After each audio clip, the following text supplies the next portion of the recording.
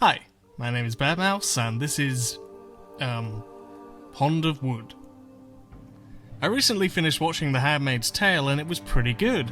Whilst plenty has already been said about its themes of gender oppression, and to my surprise, shallow focus, being the cishet white male that I am, the other common theme that it got me thinking about was that of fascism, and how it comes to be. In many ways, you can view Handmaid as the perfect summary for a fascist West.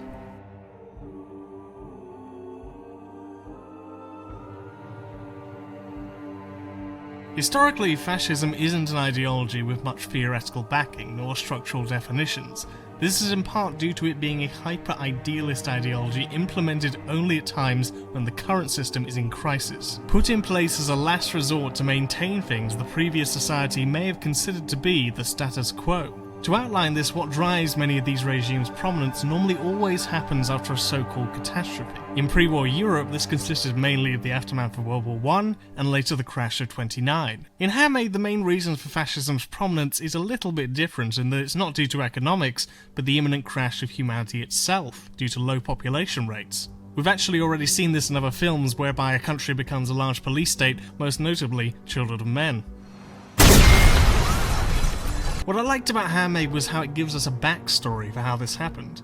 Men deals with the theme of low birth rates, but that film took place 2 decades after the catastrophe, and was dealt with therefore in mystery, which was right for the film's structure. Handmaid, on the other hand, is at the beginning of the crisis, and thus we get a better insight as to how society eventually crumbled down. It makes sense considering it's a TV series, and therefore we have longer time to digest the details. Because of this catastrophe, society is posed to become unstable, and it's this instability that results in people looking for any measure to return society back to its so-called former glory. And that's where we get one of the most famous tenets of fascism: scapegoats. Fascism's goal is to bind people together as a thick contingent group to maintain order by adherence to an idealized society prior to the fall from grace. But in order to do so, it faces some contradictions. As history has shown, society continuously strives out of older, conservative relations into more newer, progressive ones. As of such, it has to drive home the ideological narrative by looking for outsiders,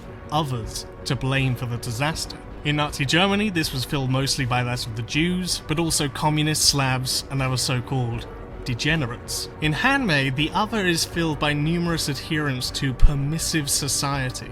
Promiscuous women, doctors, Catholics, homosexuals, and even college professors. I thought all the college professors were sent to the colonies, or I have 2 good ovaries, so they were kind enough to overlook my sinful past.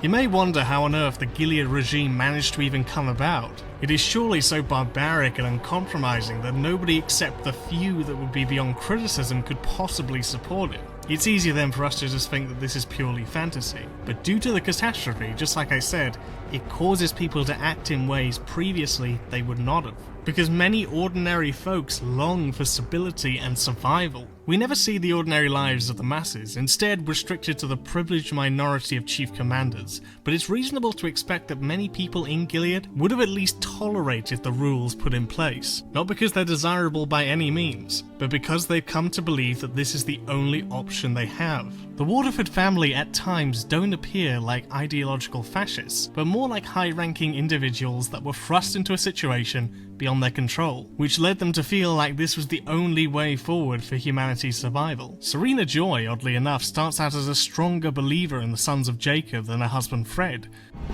We're saving them. We're doing God's work. But then has to succumb to the reality of which she has created.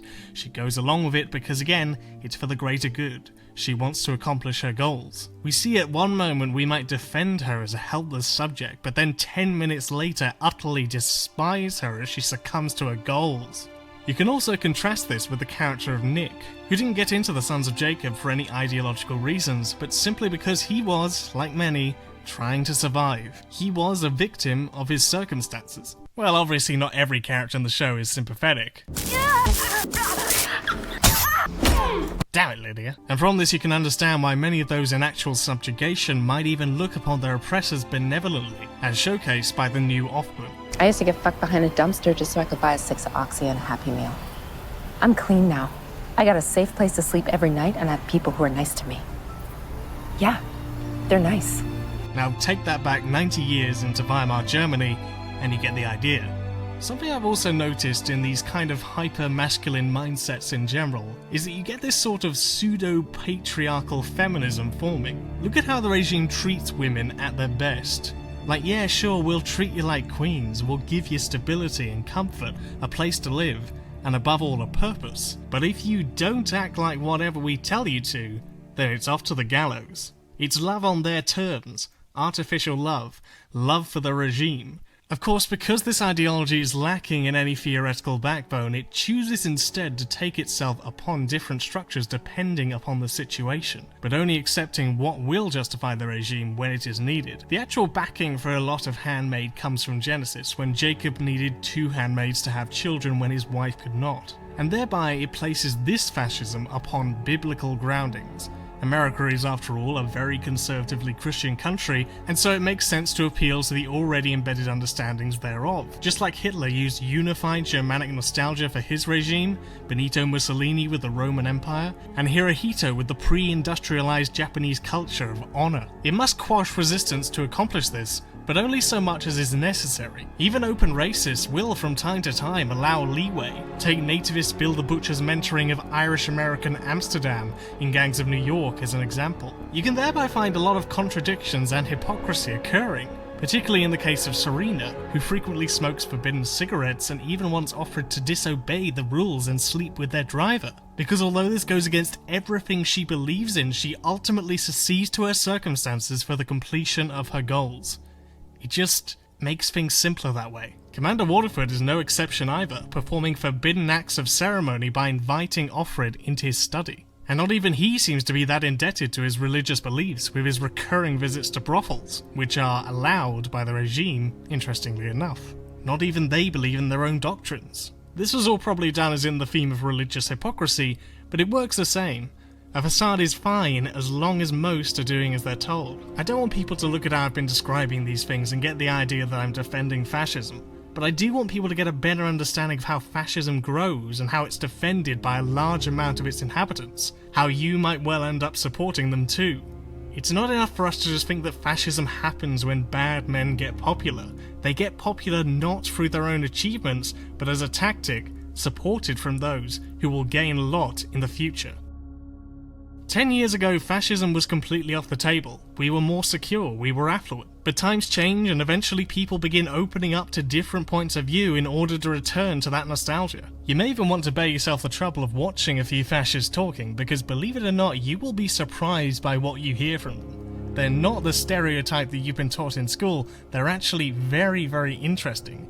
They're wrong, but they're very interesting. Revolutionary Thomas Sankara once said, "A soldier without any political or ideological training can be a potential criminal." If you don't see fascism when it walks up to you, you could find yourself sidestepping into a world that you didn't want, but allowed to happen because of your ideals. And this is why I really dig Handmaid's Tale. It's a very well-made examination of a fascism and brutal patriarchy placed into the context of what has historically been a largely religious, conservative main base. And while some may view its outlandish dystopian presentation as comical, it's worth bearing in mind that these regimes only occur when some do indeed view it as a preferable utopia.